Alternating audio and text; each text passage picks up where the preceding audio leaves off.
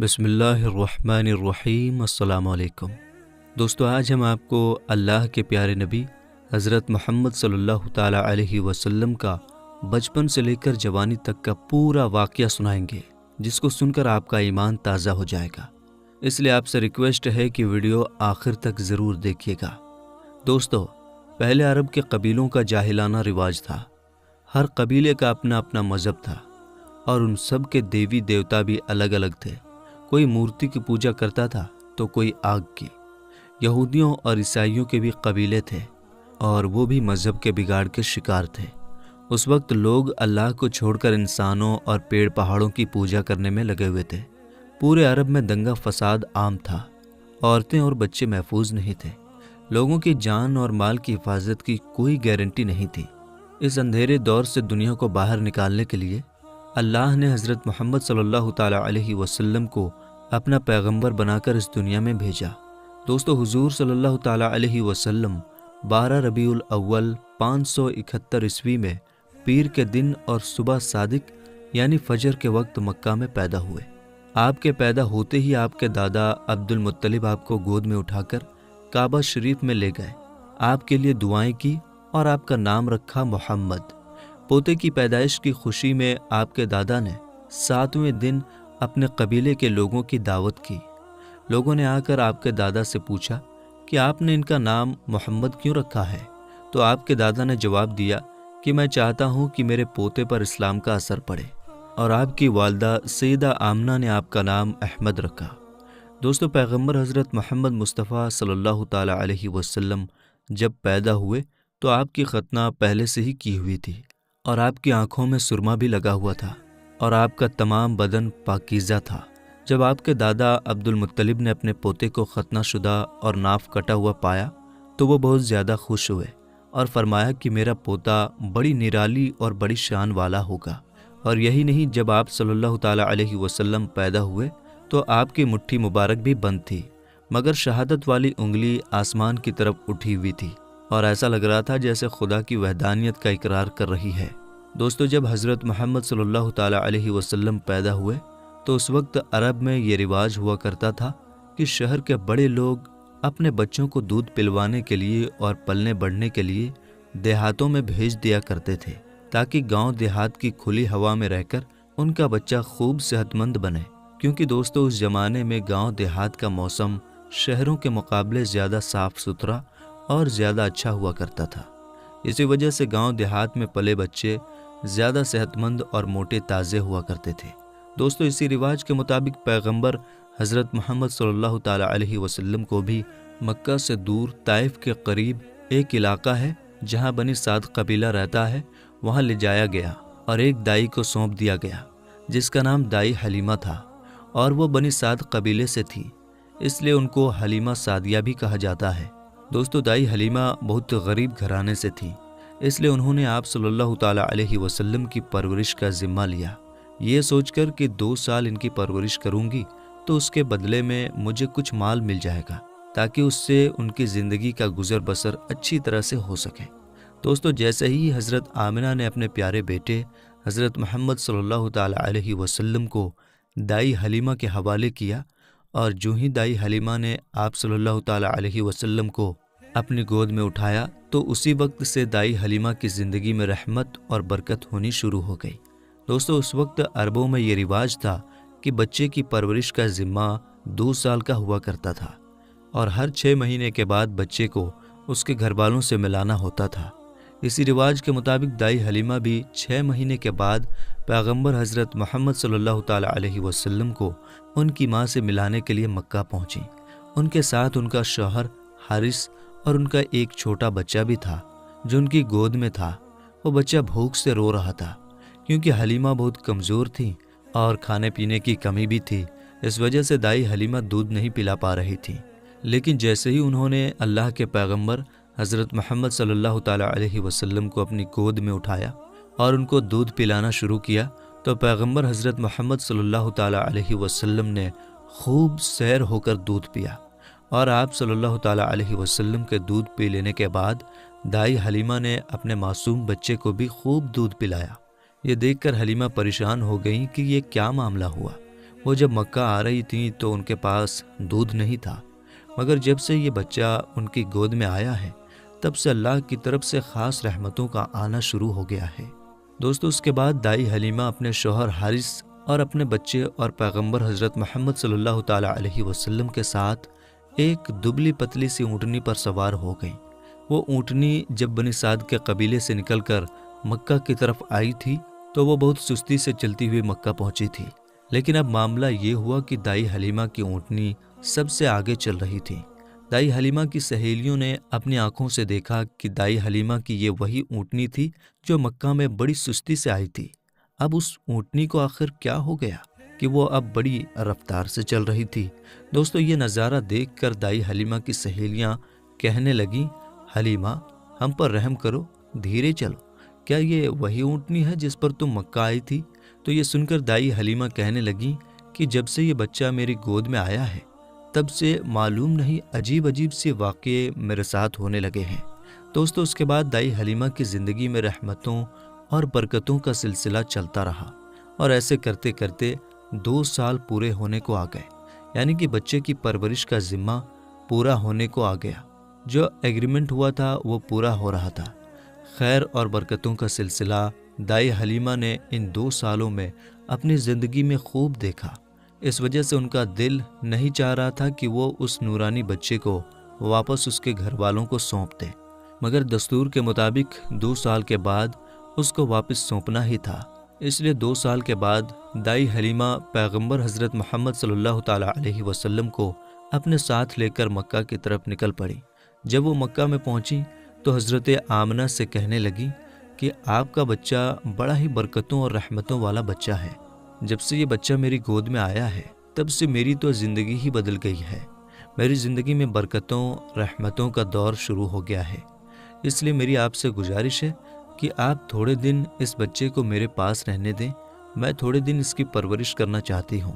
تو یہ سن کر حضرت آمنہ نے پہلے تو انکار کر دیا، مگر دائی حلیمہ کے بار بار کہنے پر حضرت آمنہ تیار ہو گئیں اور کہنے لگیں کہ تھوڑے دن اور اپنے پاس رکھ لو، پھر واپس آ کر مجھے دے جانا۔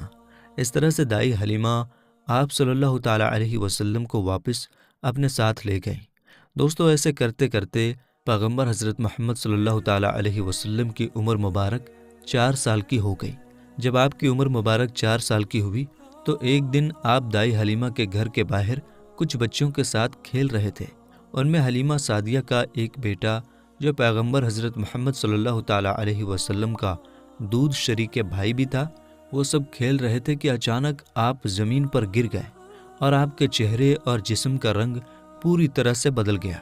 دوستو، اتہاس کی کتابوں میں ہے کہ اس وقت حضرت جبریل علیہ السلام پہلی بار پیغمبر حضرت محمد صلی اللہ تعالیٰ علیہ وسلم سے ملنے آئے تھے۔ جیسے ہی حضرت جبریل آپ کے پاس آئے تو آپ کو زمین پر لٹا کر آپ کے سینے کو چاک کر دیا، یعنی کہ آپ کے سینے کو چیر دیا اور آپ کے دل کو باہر نکال لیا۔ اس کے بعد آپ کے دل کو زمزم کے پانی سے دھویا اور آپ کے دل پر جو ایک کالے رنگ کا چھوٹا سا لوتھڑا تھا اس کو ہٹا دیا اور یہ کہا کہ آج سے شیطان کے حصے کو دور کر دیا، اور اس کے بعد آپ کے دل کو واپس آپ کے سینے میں رکھ دیا۔ دوستو، ادھر یہ دیکھ کر آپ کے ساتھ کھیل رہے بچے گھبرا گئے کہ آپ کو کیا ہو گیا، اس لیے وہ دوڑے دوڑے دائی حلیمہ کے پاس پہنچ گئے اور کہنے لگے کہ محمد کا کسی نے قتل کر دیا ہے۔ تو یہ سن کر دائی حلیمہ بہت گھبرا گئیں اور پریشان ہو اٹھی اور بھاگتی ہوئی سوچنے لگی کہ مجھے 2 سال کے بعد ہی اس کو اس کی ماں کو دے دینا چاہیے تھا، اب اس کی ماں کو میں کیا منہ دکھاؤں گی۔ یہ سوچتے ہوئے دائی حلیمہ بھاگتی ہوئی آپ تک پہنچی تو حلیمہ نے دیکھا کہ آپ کا جسم کا رنگ بدلا ہوا ہے، مگر تھوڑی دیر کے بعد آپ کو ہوش آ گیا۔ یہ دیکھ کر حلیمہ کی جان میں جان آئی اور کہنے لگی اب اس کو اور نہیں رکھوں گی اپنے پاس۔ اس کے بعد دائی حلیمہ مکہ پہنچی اور پیغمبر محمد صلی اللہ تعالیٰ علیہ وسلم کو حضرت آمنہ کے حوالے کر دیا۔ دوستو، اس کے بعد 4 سال کی عمر کے بعد آپ اپنی ماں حضرت آمنہ کے پاس رہنے لگے۔ اس کے بعد زندگی کے دن بیتتے چلے گئے۔ سن 575 یا 576 میں جب آپ کی عمر 5 اور 6 سال کے بیچ ہوئی تب آپ اپنی ماں حضرت آمنہ کے ساتھ اور اپنے دادا عبد المطلب کے ساتھ مدینہ کی طرف نکلے۔ مدینہ میں آپ کے لیے 2 خاص باتیں تھیں۔ ایک تو یہ کہ مدینہ میں آپ کے والد حضرت عبداللہ کی قبر مبارک تھی، اور دوسری بات یہ تھی کہ مدینہ میں آپ کے دادا عبد المطلب کا ننھال بھی تھا۔ دوستو، اس زمانے میں سفر 1 مہینے یا 1.5 مہینے کا ہوا کرتا تھا، اس لیے آپ کا یہ سفر بھی تقریباً مہینے بھر کا تھا۔ 1 مہینے کے بعد جب آپ پلٹ کر واپس مکہ کی طرف آ رہے تھے تو آپ کی زندگی میں جو واقعہ پیش آیا اسے دیکھ کر آپ کے دادا عبد المطلب بھی رونے لگے۔ اللہ کے پیغمبر حضرت محمد صلی اللہ تعالیٰ علیہ وسلم کو اپنے بچپن کی عمر میں ہی آپ کو دوسرا بڑا جھٹکا لگا اور اللہ نے آپ کو ایک اور آزمائش میں ڈال دیا۔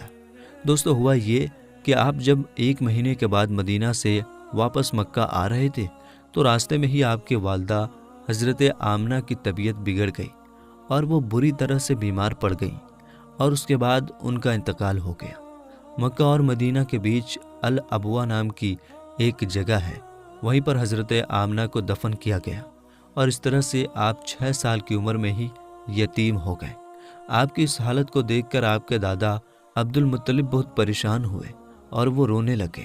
ایک تو یہ کہ آپ کی پیدائش کے کچھ دن پہلے آپ کے والد حضرت عبداللہ کا انتقال ہو گیا تھا، اور اب دوسرا جھٹکا یہ لگا کہ آپ کی عمر ابھی 6 سال کی بھی نہیں ہوئی تھی کہ آپ کی والدہ کا بھی انتقال ہو گیا۔ یہ دیکھ کر آپ کے دادا عبد المطلب کو بہت دکھ ہوا، مگر وہ بھی کیا کرتے، ایک دن تو سب کو مرنا ہے۔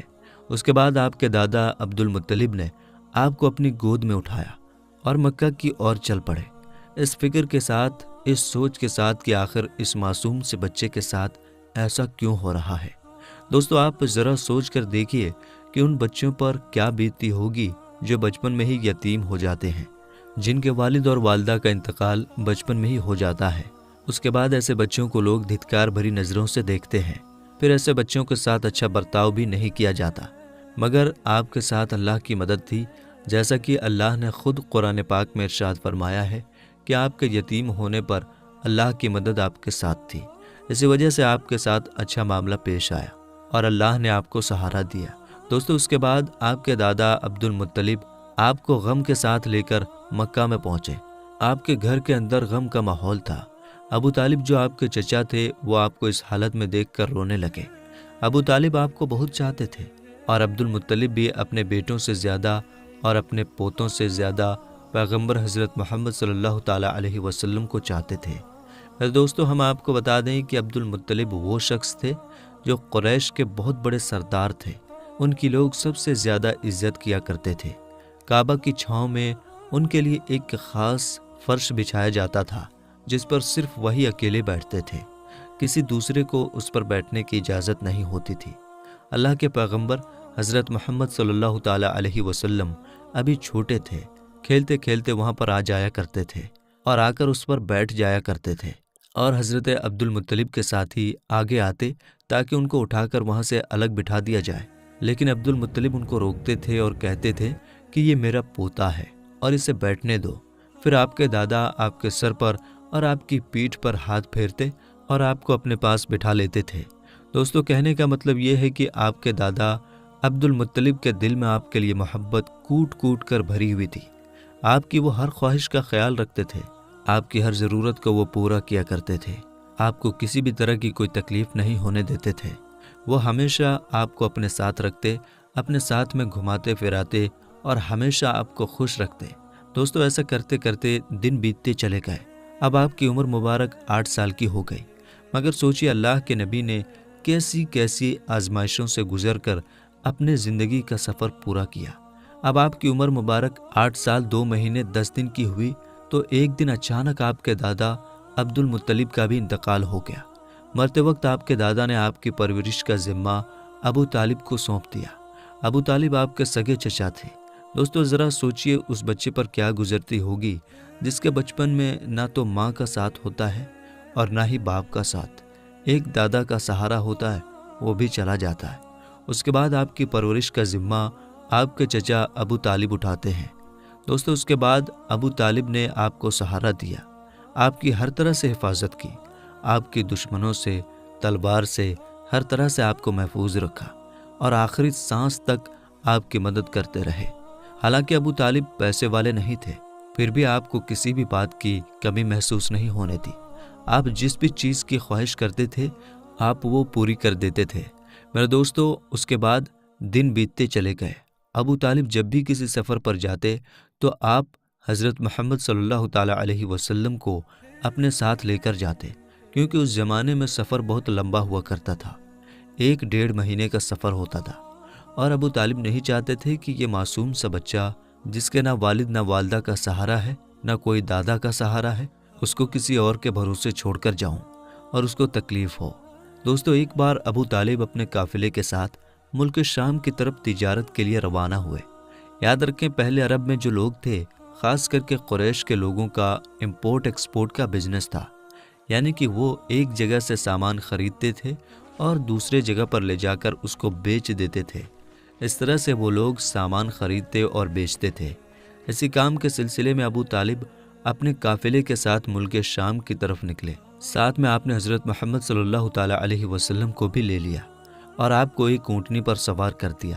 ابو طالب کا جب یہ قافلہ ملک شام کے بارڈر پر پہنچا تو رات ہو چکی تھی، اس لیے انہوں نے وہیں پر اپنا پڑاؤ ڈالا تاکہ وہ وہیں پر رات گزار سکیں اور اپنی تھکان دور کر سکیں۔ دوستو، ہم آپ کو بتا دیں کہ اس زمانے میں راہب ہوا کرتے تھے جو ایک جگہ سے دوسری جگہ پیدل جایا کرتے تھے۔ اس زمانے میں ایک عیسائی راہب تھا، یعنی کہ کرسچن راہب تھا، جو لوگوں کی رہنمائی کرتا تھا۔ وہ کبھی اپنے گھر سے باہر نہیں نکلتا تھا، یعنی کہ وہ ہمیشہ اپنے گھر کے اندر ہی رہتا تھا۔ جب اس کو معلوم چلا کہ ان کے سامنے کسی نے پڑاؤ ڈالا ہے تو وہ دوڑتا ہوا ان کے پاس آیا اور پیغمبر حضرت محمد صلی اللہ تعالیٰ علیہ وسلم کو لے لیا اور ابو طالب سے کہنے لگا کہ یہ بچہ ساری دنیا کا سردار بن کر آیا ہے۔ اس کی یہ بات سن کر ابو طالب حیران ہوئے اور پوچھنے لگے کہ تمہیں کیسے پتا؟ تم کو کس نے بتایا ہے کہ یہ بچہ ساری دنیا کا سردار بن کر آیا ہے؟ تو اس راہب نے کہا کہ جب تم اس گھاٹی سے ادھر اس گھاٹی میں آ چکے تھے تو اس گھاٹی میں ایسا کوئی بھی درخت اور پتھر نہیں تھا جو اس بچے کو دیکھ کر نہ جھکا ہو، اور پتھر اور درخت صرف انہی لوگوں کے آگے جھکتا ہے جس کو اللہ اپنا پیغمبر بنا کر بھیجتا ہے۔ اس کے بعد وہ کہنے لگا، تم اس بچے کو ملک کے ساتھ ساتھ لے کر مت جانا، کیونکہ آگے یہودیوں سے ان کو خطرہ ہے، کہیں وہ اس کا قتل نہ کر دیں، اور میں اس بچے کو اچھی طرح سے پہچانتا ہوں کیونکہ تورات اور انجیل میں ان کے رسول ہونے کا ذکر آیا ہے، اور میں اس بچے کو اچھی طرح سے پہچانتا ہوں۔ ان کی پیٹھ کے نیچے ایک سیب کی طرح جو نبوت کی مہر لگی ہے، اس مہر سے بھی میں ان کو پہچانتا ہوں، لہٰذا تم انہیں ملک شام لے کر مت جانا۔ دوستو، اب ابو طالب کو اس راہب کی باتوں پر یقین آ چکا تھا کہ وہ جو کہہ رہا ہے بالکل سچ کہہ رہا ہے۔ اس کے بعد ابو طالب نے کسی شخص کے ذریعے سے پیغمبر محمد صلی اللہ تعالیٰ علیہ وسلم کو واپس مکہ میں پہنچا دیا، کیونکہ ابو طالب کو اب یہ معلوم ہو چکا تھا کہ یہ جو بچہ ہے یہ کوئی معمولی بچہ نہیں ہے، یہ بچہ خاص مرتبے والا بچہ ہے۔ اس کے بعد ابو طالب آپ کی پرورش اور آپ کی حفاظت کے معاملے میں اور زیادہ چوکنا ہو گئے اور آپ کی ہر طرح سے حفاظت کرنے لگے۔ اس کے بعد جب آپ جوان ہو گئے تو آپ صلی اللہ تعالیٰ علیہ وسلم کی سچائی اور ایمانداری کو دیکھ کر ایک بار حضرت خدیجہ رضی اللہ تعالیٰ عنہا نے آپ کو اپنا مال دے کر شام میں تجارت کے لیے بھیجا اور ساتھ میں اپنے ایک غلام کو بھی لگا دیا۔ اللہ کے فضل و کرم سے تجارت میں بہت فائدہ ہوا۔ حضرت خدیجہ کے غلام جن کا نام مسیرہ تھا، انہوں نے بھی آپ کی ایمانداری اور اچھے اخلاق کی خوب تعریف کی۔ یہ دیکھ کر حضرت خدیجہ آپ کی طرف مائل ہوئے، یعنی کہ حضرت خدیجہ آپ صلی اللہ تعالیٰ علیہ وسلم سے بہت پربھاوت ہوئی، اور اس کے بعد آپ نے خود ہی پیغمبر محمد صلی اللہ تعالیٰ علیہ وسلم کو نکاح کرنے کا پیغام بھیجا۔ دوستو، ہم آپ کو بتا دیں کہ حضرت خدیجہ رضی اللہ تعالیٰ عنہا عرب میں ایک کامیاب بزنس وومن تھی، اور اپنے ویاپار سے ہوئی کمائی کو حضرت خدیجہ غریب، اناتھ، ودوا اور بیماروں میں بانٹا کرتی تھی۔ انہوں نے ان گنت غریب لڑکیوں کی شادی کا خرچہ بھی اٹھایا تھا، اور اس طرح ایک بے حد نیک اور سب کی مدد کرنے والی عورت کے روپ میں اسلام میں ہی نہیں بلکہ پوری دنیا کے اتہاس میں ان کا بڑا یوگدان رہا ہے۔ یعنی کہ حضرت خدیجہ ہمیشہ غریب لوگوں کی اناج اور کپڑوں سے مدد کیا کرتی تھیں۔ حضرت خدیجہ مورتیوں میں وشواس نہیں کرتی تھیں اور نہ ہی ان کی پوجا کرتی تھیں۔ دوستو، ہم آپ کو یہ بھی بتا دیں کہ حضرت خدیجہ کی پیغمبر محمد صلی اللہ تعالیٰ علیہ وسلم کے ساتھ شادی ہونے سے پہلے 2 شادیاں ہو چکی تھیں، اور ان کے اپنے پہلے دونوں شوہروں سے بچے بھی تھے۔ انہوں نے اپنا پہلا نکاح ابو حالہ سے کیا تھا، جن سے ان کو 2 بیٹی ہوئی تھی۔ مگر اس کے بعد ابو حالہ یعنی کہ ان کے پہلے شوہر کی موت ہو گئی، اور اس کے بعد حضرت خدیجہ نے دوسری شادی عتیق ابن زید کے ساتھ کی، جن سے ان کو ایک بیٹی ہوئی، مگر یہ بھی تھوڑے دنوں کے بعد اس دنیا سے چل بسے اور یہ پھر سے بیوہ ہو گئیں۔ ان کے بعد عرب کے بڑے بڑے تاجداروں نے، سرداروں نے خدیجہ کے ساتھ شادی کی پیشکش کی، مگر حضرت خدیجہ راضی نہ ہوئے، یہاں تک کہ اللہ تعالیٰ نے آپ کو پیغمبر محمد صلی اللہ تعالیٰ علیہ وسلم کی طرف مائل کر دیا۔ دوستو، اس کے بعد حضرت خدیجہ نے پیغمبر محمد صلی اللہ تعالیٰ علیہ وسلم کی ایمانداری اور تجارتی سفر کو دیکھ کر تیسرے نکاح کا پیغام آپ نے خود ہی اپنی ایک خاص سہیلی جس کا نام نفیسہ تھا، اس کے ذریعے آپ نے پیغمبر محمد صلی اللہ تعالیٰ علیہ وسلم کے پاس نکاح کا پیغام بھیجا۔ تو یہ سن کر پیغمبر حضرت محمد صلی اللہ تعالیٰ علیہ وسلم نے یہ کہہ کر انکار کر دیا کہ وہ اس کے بارے میں پہلے اپنے چچا ابو طالب اور اپنی چاچی سے بات کریں گے، اس کے بعد میں ہی وہ اس کے بارے میں آپ کو بتائیں گے۔ دوستو، اس کے بعد پیغمبر حضرت محمد صلی اللہ تعالیٰ علیہ وسلم نے اس پیغام کے بارے میں اپنے چچا ابو طالب سے بات کی، یعنی کہ ان کو اس پیغام کے بارے میں بتایا۔ تو یہ سن کر آپ کے چچا ابو طالب بہت زیادہ خوش ہوئے اور نکاح کروانے کے لیے راضی ہو گئے اور آپ کو اجازت دے دی۔ آپ کے چچا حضرت حمزہ نے خدیجہ کے چچا عمرو بن سعود سے رسول اللہ صلی اللہ تعالیٰ علیہ وسلم کے ولی یعنی کہ بڑے ہونے کی حیثیت سے بات چیت کی اور 20 اونٹنی مہر یعنی کہ نکاح کے وقت عورت یا بیوی کو دی جانے والی رقم یا جو آپ کی حیثیت میں ہو، یہ دے کر آپ کے چاچا ابو طالب نے آپ کا نکاح پڑھا دیا۔ دوستو، اس کے بعد حضرت خدیجہ اور پیغمبر محمد صلی اللہ تعالیٰ علیہ وسلم کے نکاح کا خطبہ آپ کے چاچا ابو طالب نے پڑھا۔ اس میں اللہ کی حمد و ثنا کی گئی۔ اس کے بعد قبول نامہ ہوا اور مہر بیان کیا گیا۔ مہر میں 20 اونٹنی لکھی گئی۔ دوستو، یہ ملک شام کی واپسی کے 2 مہینے کے بعد کی بات ہے۔ اس وقت آپ کی عمر 25 سال کی تھی اور حضرت خدیجہ کی عمر 40 سال تھی۔ حضرت خدیجہ آپ کی پہلی بیوی تھی۔ حضرت خدیجہ کے جیتے جی آپ نے کسی اور عورت کے ساتھ شادی نہیں کی۔ آپ کی تمام اولادیں بھی انہی سے ہوئی ہیں، صرف حضرت ابراہیم حضرت ماریہ سے پیدا ہوئے تھے۔ دوستو، پیغمبر حضرت محمد صلی اللہ تعالیٰ علیہ وسلم اور حضرت خدیجہ رضی اللہ تعالیٰ عنہا کی اولادیں یہ ہیں، یعنی کہ آپ کی اولادوں کے نام یہ ہیں: پہلے قاسم، پھر زینب، پھر رقیہ، پھر ام کلثوم، پھر فاطمہ اور پھر عبداللہ۔ آپ کے تمام لڑکے بچپن میں ہی انتقال کر گئے تھے، البتہ آدھی بچیوں نے آدھی نبوت کو پایا، ایمان لائی اور ہجرت بھی کی، اور سب کی سب آپ کی زندگی میں ہی انتقال کر گئی۔ صرف حضرت فاطمہ رضی اللہ تعالیٰ عنہا آپ کے اس دنیا سے پردہ فرما جانے کے 6 مہینے بعد اس دنیا سے رخصت ہوئیں۔ حضرت خدیجہ رضی اللہ تعالیٰ عنہا آپ کی پہلی بیوی ہیں۔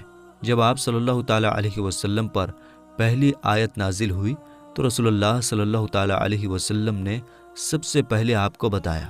اسلام قبول کرنے والی میں حضرت خدیجہ پہلی خاتون ہیں۔ اسلام کو پھیلانے میں نہ صرف آپ نے ساتھ دیا بلکہ مالی طور پر بھی آپ نے بڑھ چڑھ کر حصہ لیا۔ دوستو، پیغمبر حضرت محمد صلی اللہ تعالیٰ علیہ وسلم حضرت خدیجہ رضی اللہ تعالیٰ عنہا سے بہت محبت کیا کرتے تھے، اور ان کے ہوتے ہوئے یعنی کہ حضرت خدیجہ کے جیتے جی آپ نے دوسری شادی نہیں کی تھی۔ حضرت خدیجہ اور پیغمبر محمد صلی اللہ تعالیٰ علیہ وسلم کا ساتھ تقریباً 25 سال تک رہا۔ اللہ کے پیغمبر حضرت محمد صلی اللہ تعالیٰ علیہ وسلم نے فرمایا کہ خدیجہ دنیا کی بہترین عورتوں میں سے ہے۔ آپ رضی اللہ تعالیٰ عنہا کی وفات کے بعد بھی پیغمبر حضرت محمد صلی اللہ تعالیٰ علیہ وسلم اکثر آپ کو یاد کیا کرتے تھے اور آپ کی سہیلیوں کو ہدیہ بھجواتے رہتے تھے۔ دوستو، پیغمبر حضرت محمد صلی اللہ تعالیٰ علیہ وسلم کی تمام اولادیں یعنی کہ آپ کے 6 بچے حضرت خدیجہ سے ہی ہیں، سوائے حضرت ابراہیم رضی اللہ تعالیٰ عنہ کے۔ حضرت خدیجہ کی قبر مبارک جنت المعلیٰ مکہ میں ہے۔ جس سال حضرت خدیجہ رضی اللہ تعالیٰ عنہا اور آپ کے چاچا ابو طالب کا انتقال ہوا تھا، اس سال کو آپ نے غم کا سال قرار دیا۔ میرے دوستو، اعلان نبوت سے پہلے اللہ کے پیغمبر حضرت محمد صلی اللہ تعالیٰ علیہ وسلم کچھ کھانے پینے کا سامان اپنے ساتھ لے کر غار حرا کی پہاڑی پر چلے جایا کرتے تھے اور وہاں جا کر اللہ کی عبادت کرتے تھے، یعنی کہ اللہ کی عبادت میں مشغول رہتے تھے۔ یہ سلسلہ کافی دنوں تک ایسے ہی چلتا رہا۔ یعنی کہ کافی دنوں تک آپ اسی طرح سے غار حرا کی پہاڑی پر جا کر اللہ کی عبادت کرتے رہے۔ ایک مرتبہ اللہ کے پیغمبر حضرت محمد صلی اللہ تعالیٰ علیہ وسلم غار حرا کی پہاڑی پر اللہ کی عبادت میں مشغول تھے کہ اتنے میں آپ کے پاس حضرت ابراہیم علیہ السلام اپنی اصل شکل و صورت میں آپ کے پاس تشریف لائے، یعنی کہ اچانک حضرت جبریل علیہ السلام آپ کے سامنے نازل ہو گئے۔ ہم آپ کو بتا دیں کہ یہ جبرائیل علیہ السلام اللہ کے سارے فرشتوں کے سردار ہیں، اور حضرت جبریل علیہ السلام کی طاقت اتنی ہے کہ اگر جبرائیل اپنا ایک پر پھیلا دیں تو پورب سے لے کر پشچم تک اس پوری دنیا کو چھپا لیں، یعنی کہ اتنا بڑا حضرت جبریل علیہ السلام کا ایک پر ہے، اور حضرت جبریل علیہ السلام کے اس طرح کے 70,000 پر ہیں۔ اب آپ سوچئے کہ حضرت جبریل کتنے زیادہ بڑے ہوں گے۔ اس کے علاوہ حضرت جبریل کی اسپیڈ اتنی زیادہ ہے کہ یہ پلک جھپکتے ہی سدرہ سے زمین پر آ جاتے ہیں، اور پلک جھپکتے ہی اس زمین سے واپس سدرہ پر پہنچ جاتے ہیں۔ یہ حضرت جبریل علیہ السلام کی طاقت کا عالم ہے۔ اگر حضرت جبریل علیہ السلام چاہیں تو اس پوری زمین کو اٹھا کر پلٹ سکتے ہیں۔ قوم لوط کو اسی طرح سے حضرت جبریل علیہ السلام نے پلٹا تھا۔ یہ حضرت جبریل علیہ السلام کی شان ہے جو اللہ کے ایک فرشتے ہیں۔ دوستو، یہی حضرت جبریل علیہ السلام پہلی بار اپنی اصلی شکل و صورت میں اللہ کے پیارے نبی حضرت محمد صلی اللہ تعالیٰ علیہ وسلم کے سامنے حاضر ہو گئے اور کہنے لگے، پڑھو اقرا۔ یہ سن کر آپ صلی اللہ تعالیٰ علیہ وسلم نے فرمایا، میں نہیں پڑھتا۔ حضرت جبریل نے دوبارہ کہا، پڑھو اقرا۔ آپ صلی اللہ تعالیٰ علیہ وسلم نے پھر کہا، میں نہیں پڑھتا۔ حضرت جبریل علیہ السلام نے تیسری مرتبہ کہا، پڑھو اقرا، تو آپ نے پھر کہا، میں نہیں پڑھتا۔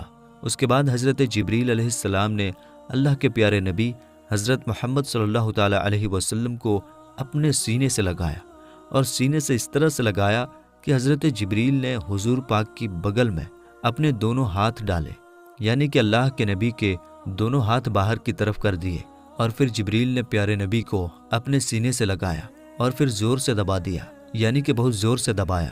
حدیث شریف میں آتا ہے کہ اللہ کے پیارے نبی حضرت محمد صلی اللہ تعالیٰ علیہ وسلم نے فرمایا ہے کہ اس وقت حضرت جبریل نے مجھے اتنی زور سے دبایا تھا کہ قریب تھا کہ میری جان نکل جاتی، مگر جبریل نے مجھے زور سے دبا کر چھوڑ دیا، اور پھر فرمایا کہ پڑھو اپنے رب کے نام کے ساتھ جس نے آپ کو اور تمام دنیا کو پیدا فرمایا ہے، پیدا کیا ہے انسان کو زمین و خون کے جمے ہوئے ایک لوتھڑے سے۔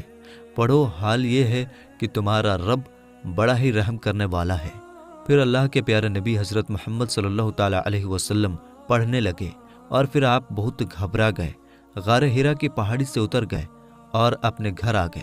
یعنی کہ یہ واقعہ ہونے کے بعد اللہ کے پیارے نبی حضرت محمد صلی اللہ تعالیٰ علیہ وسلم گھبرائے ہوئے اپنے گھر تشریف لائے۔ اس وقت آپ کا بدن کانپ رہا تھا، جس طرح سے انسان کا بدن سردی سے کانپتا ہے، یعنی کہ اس وقت آپ بہت ہی زیادہ خوف کی حالت میں آ گئے تھے۔ آپ صلی اللہ تعالیٰ علیہ وسلم بہت ہی زیادہ گھبرائے ہوئے اپنے گھر آئے، اور آپ نے اپنی بیوی حضرت خدیجہ رضی اللہ تعالیٰ عنہا سے فرمانے لگے، چادر لاؤ اور مجھ کو چادر اوڑھا دو۔ حضرت خدیجہ چادر لے کر آئیں، اور پھر آپ وہ چادر اوڑھ کر سو گئے۔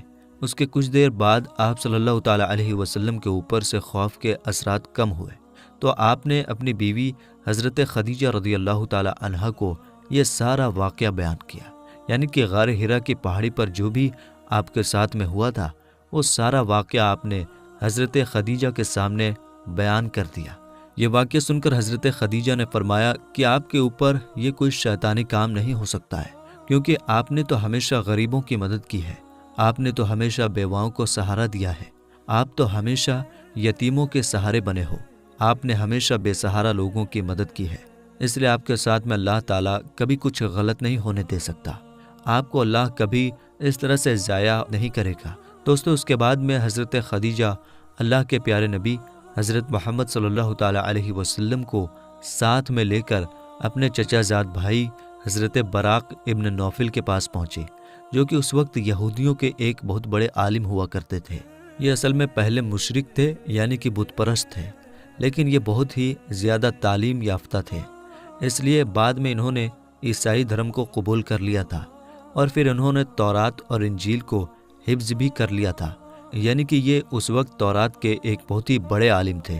اس لیے حضرت خدیجہ اللہ کے پیارے نبی حضرت محمد صلی اللہ تعالیٰ علیہ وسلم کو ساتھ میں لے کر اپنے چچا زاد بھائی کے پاس پہنچی اور جا کر سارا واقعہ بیان کر دیا۔ حضرت براق ابن نوفل کے اس وقت اپنے بڑھاپے کی وجہ سے بینائی چلی گئی تھی، یعنی کہ اس وقت وہ دیکھ نہیں پا رہے تھے۔ جب انہوں نے اللہ کے نبی حضرت محمد صلی اللہ تعالیٰ علیہ وسلم کی حالت سنی تو پوچھنے لگے کہ آپ کو کیا ہوا؟ تو آپ صلی اللہ تعالیٰ علیہ وسلم نے فرمایا کہ میں غار ہرا کی پہاڑی پر اللہ کی عبادت میں مشغول تھا۔ اتنے میں میرے پاس اس طرح سے ایک بہت بڑا شخص اچانک میرے سامنے آ گیا اور پھر کہنے لگا کہ پڑھو۔ جب میں نے نہیں پڑھا تو اس نے پھر اپنے سینے سے لگا کر مجھ کو بہت ہی زور سے دبایا، پھر میں نے پڑھنا شروع کر دیا۔ اب دوستو، جیسا کہ ہم نے آپ کو پہلے بتایا کہ حضرت براق ابن نوفل اس وقت کی تورات اور انجیل کے ایک بہت بڑے عالم تھے، اس لیے وہ اللہ کے آخری نبی کے آنے کی تمام نشانیوں کے بارے میں اچھی طرح سے جانتے تھے۔ اس لیے وہ یہ سن کر کہنے لگے کہ اللہ کی قسم، جو بھی آپ کے پاس میں آیا تھا وہ وہی اللہ کا فرشتہ تھا جو حضرت موسیٰ اور حضرت عیسیٰ علیہ السلام پر نازل ہوتا تھا، یعنی کہ جو فرشتہ حضرت موسیٰ اور حضرت عیسیٰ کے پاس آتا تھا وہ فرشتہ آپ کے پاس میں آیا تھا، اور ان قریب ہے کہ اب آپ کی قوم آپ کو علاقے سے، آپ کو اپنے شہر سے باہر نکال دے گی، کیونکہ آج تک جس نے بھی حق کی آواز اٹھائی ہے، جتنے بھی آج تک نبی اس دنیا میں آئے ہیں، ان سب کو اسی طرح سے سزا دی گئی ہے۔ کیونکہ حضرت براق ابن نوفل تورات اور انجیل کے بہت بڑے عالم تھے، اس لیے وہ اللہ کے آخری نبی کے آنے کی تمام نشانیوں سے اچھی طرح سے واقف تھے، اس لیے انہوں نے یہ ساری باتیں آپ کو بتا دیں۔ اور انہوں نے اس سے پہلے حضرت خدیجہ سے بھی یہ سن چکے تھے کہ وہ پیغمبر حضرت محمد صلی اللہ تعالیٰ علیہ وسلم سے نکاح بھی اس لیے کیا تھا کہ آپ سچے ہیں، آپ امانت دار ہیں۔ یہ ساری باتیں بتا کر پھر حضرت براق ابن نوفل فرمانے لگے، اگر میں اس وقت تک زندہ رہا تو میں تمہاری ضرور مدد کروں گا۔ اس کے بعد یہ سن کر وہیں پر حضرت خدیجہ نے آپ کا پہلا کلمہ پڑھ لیا، یعنی کہ حضرت خدیجہ پہلی خاتون تھیں جو آپ پر ایمان لے آئی، اور دوسرے حضرت براق ابن نوفل تھے جس نے آپ صلی اللہ تعالیٰ علیہ وسلم کی تصدیق کی، یعنی آپ کے بارے میں بتایا، یعنی کہ دوسرا کلمہ انہوں نے پڑھا۔ تو میرے دوستو، آگے کا واقعہ انشاءاللہ ہم اپلوڈ کریں گے، اس لیے چینل کو ضرور سبسکرائب کر لیجیے گا۔ ملیں گے انشاءاللہ تعالیٰ اگلی ویڈیو میں۔ السلام علیکم، اللہ حافظ۔